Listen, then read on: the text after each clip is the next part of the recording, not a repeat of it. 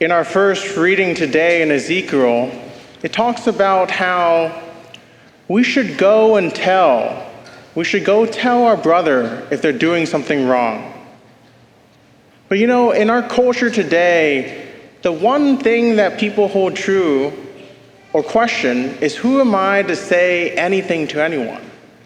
Who am I to say, to judge?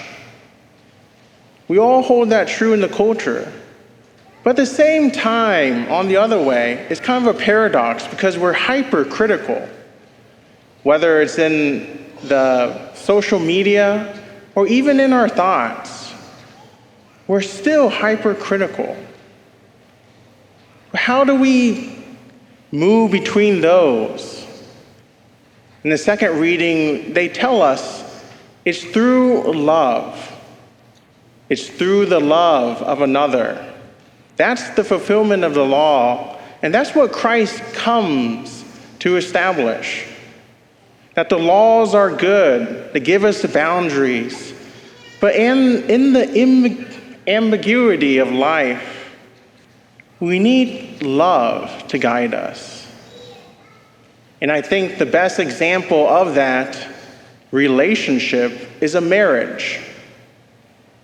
A marriage is one of the most foundational relationships we have.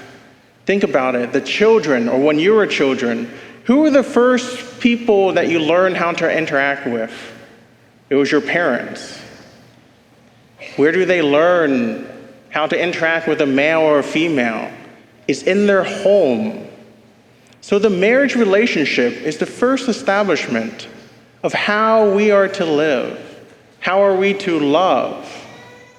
And to love is to will the good of the other person as other, and to do something about it. Not to will the good of the other for our own sake, but for their sake. And that's why the relationship of marriage is so powerful. That is forever.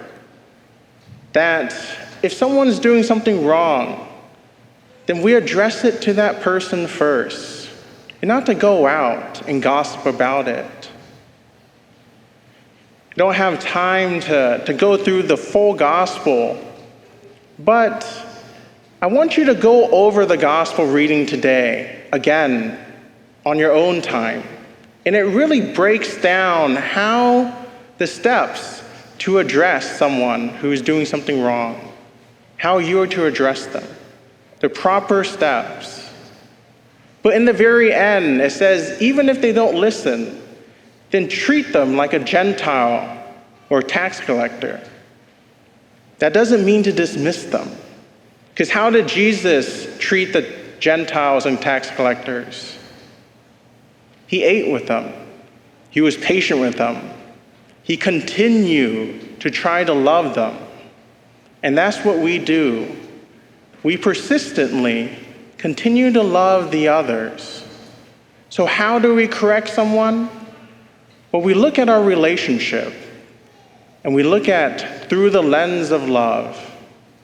So as you come before the Lord today, where Christ is truly present before you in the Eucharist, let us continue to ask the Lord for the strength and the courage to see the other person as they are, to love them, but to see them as Christ sees them.